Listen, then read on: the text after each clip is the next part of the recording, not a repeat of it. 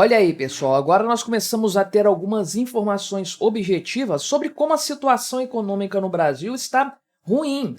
Não está nada promissora, muito pelo contrário, está um pouco assustadora para os investidores. Nós temos visto a Bolsa de Valores brasileira andando de lado no melhor dos cenários, se comparada com o real, obviamente, comparada com o dólar, está tomando um pau, está tomando uma surra. É claro, e isso se deve ao péssimo ambiente econômico que nós temos no Brasil com esse desgoverno Lula. O Brasil nunca foi uma grande maravilha em matéria econômica, essa é a verdade. Nós temos essa vocação a ser um fracasso econômico, né? É o padrão do Brasil. Agora, o governo Lula tira onda nesse sentido, o que já é ruim fica muito pior. E agora o pessoal do Morgan Stanley reduziu a exposição dos seus investimentos ao Brasil, obviamente, né? E acredita que o Ibovespa pode sim subir, alcançar um patamar mais alto, 146 mil pontos, só que apenas em 2025, ou seja, por agora nada vai acontecer. Na verdade, o que eles acreditam em relação ao Brasil é o seguinte, que é mais provável as coisas darem errado primeiro para depois dar certo, né? É o típico padrão do Brasil, diga-se de passagem. Vamos conversar sobre esse assunto aqui, mas antes não se esqueça de se inscrever no meu canal se você ainda não for inscrito. E se você quiser colaborar financeiramente com este meu trabalho, você pode se tornar membro patrocinador do meu canal com valores a partir de R$ 1,99 por mês. Você me ajuda bastante dessa forma, pode ter certeza disso, né? Então, Morgan Stanley tem aí, é um banco de investimentos, tem investimentos em todo o mundo, porque dispõe de um capital substancial, um negócio realmente relevante no ponto de vista de formação de capital, realmente um fundo de investimentos muito exuberante, vamos colocar assim. E, pois bem, a recomendação aqui, né, ou melhor, a exposição do banco para o Brasil, para a economia brasileira, foi reduzida para underweight, né? Ou seja, abaixo da média do mercado, o que significa basicamente que eles estão numa posição de venda em relação ao Brasil. Não querem comprar, não querem investir aqui, porque hoje a situação do Brasil está abaixo de medíocre, está abaixo da média do mercado, ou seja, você encontra muita coisa melhor por aí, muita opção boa nas mesmas condições. É claro que eles levam em consideração que o Brasil é um país emergente, que é um país com problemas estruturais, problemas institucionais, como praticamente todos os países da América Latina, da Ásia e da África, né? Não está colocando o Brasil no barco da Europa, da América anglo-saxônica, mas, ainda assim, comparando com os pares brasileiros, o Brasil não está muito interessante. Na verdade, né, Brasil e México, que foram colocados nessa categoria, são os dois países menos interessantes para investimentos neste momento aqui, né? Esse relatório foi divulgado hoje, tá? 18 de novembro, e traz projeções para os mercados da América Latina. Então, olha que interessante. Um subcontinente que tem a Argentina enfrentando vários problemas econômicos, não tem a Argentina listada junto com o Brasil e México nessa situação. Ou seja, hoje o Brasil é menos promissor do que a Argentina. Olha que coisa interessante, né? Então, essa exposição aqui do Brasil está underweight, está abaixo da média, só que a exposição do banco à América Latina como um todo está overweight, né? Acima da média. Ou seja, o banco considera que a América Latina é um local propício para investimentos, carrega em si boas possibilidades, boas chances de ter um retorno interessante no futuro. Ok, ainda é um capital de risco, naturalmente, não é reserva de valor América Latina, muito pelo contrário. Só que, na média, a América Latina está melhor do que a média do mundo inteiro, vamos colocar assim. Está mais promissora que vários outros continentes por aí. Exceto o Brasil e o México, que não estão nada promissores. O banco quer passar longe desses países aí, né? Então, mas o banco aqui falou que o Ibovespa vai subir aqui, de fato, vai ter uma elevação da sua pontuação, né? Tá no patamar um pouco mais baixo do que isso, então vai subir para 2025, né? Esses pontos enganam bastante. O que eles colocaram aqui é o seguinte, né? Tanto para o Brasil quanto para o México. Eles foram classificados da mesma forma, né?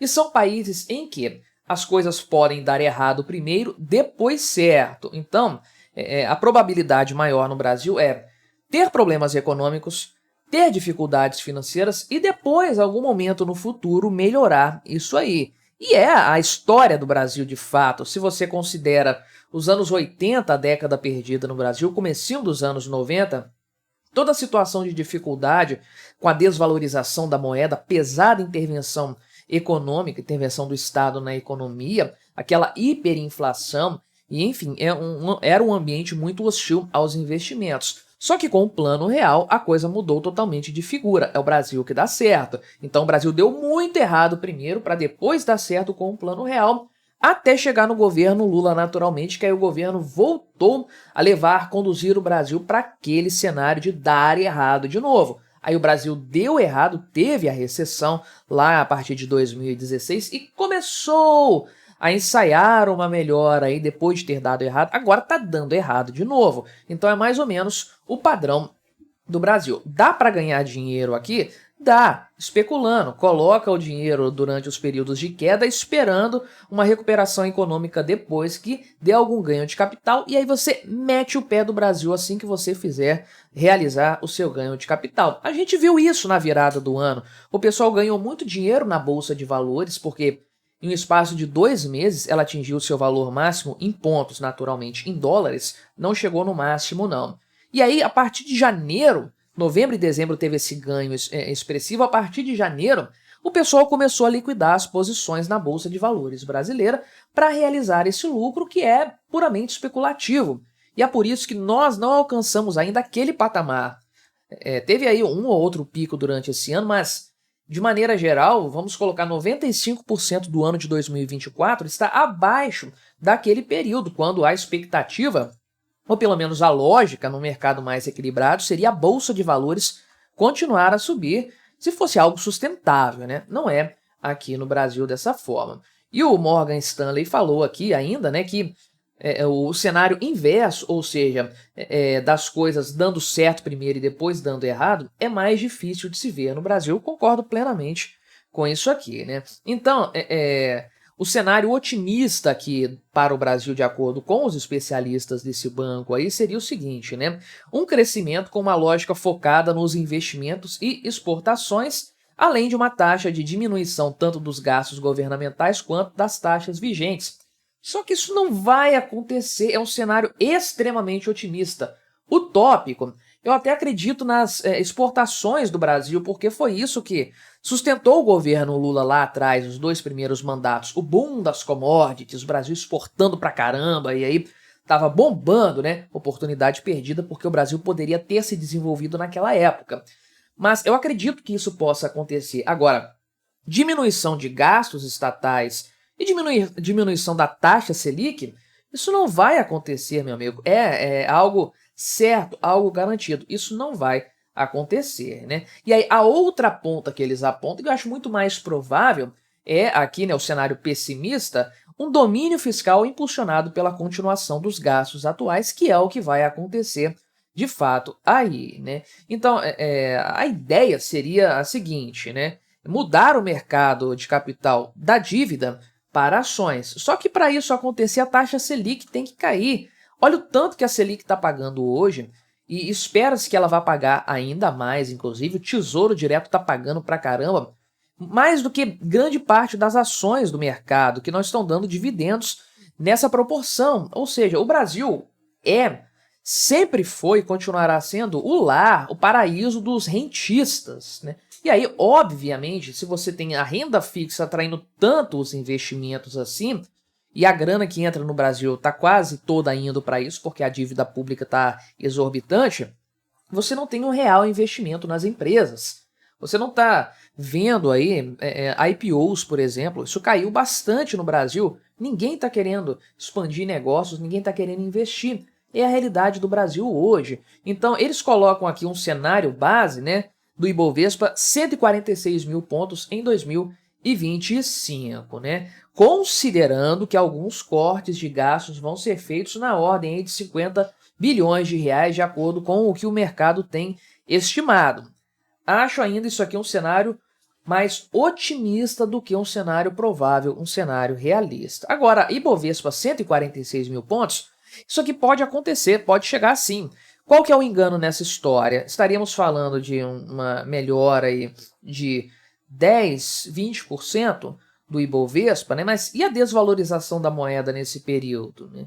Como é que vai ficar a situação disso aí, da desvalorização da moeda nesse acumulado 2024 e 2025 para a gente comparar lá? Não, na verdade, a valorização é menor do que isso, né? 10% apenas. A inflação responde por isso. No acumulado deste ano em 2025, provavelmente sim. Se a gente chegar a 146 mil pontos contra 130 mil no final do ano passado, isso é só a inflação, não tem ganho real, não tem valorização na Bolsa de Valores brasileira. Isso aqui no melhor cenário que eles apontaram, o cenário em que o governo Lula vai fazer cortes e esses cortes serão relevantes, porque o que a realidade tem nos apontado é para outra direção. Mas me diga aí o que você achou dessa minha análise, colabore com o nosso debate, se inscreva no meu canal se você ainda não for inscrito e até a próxima.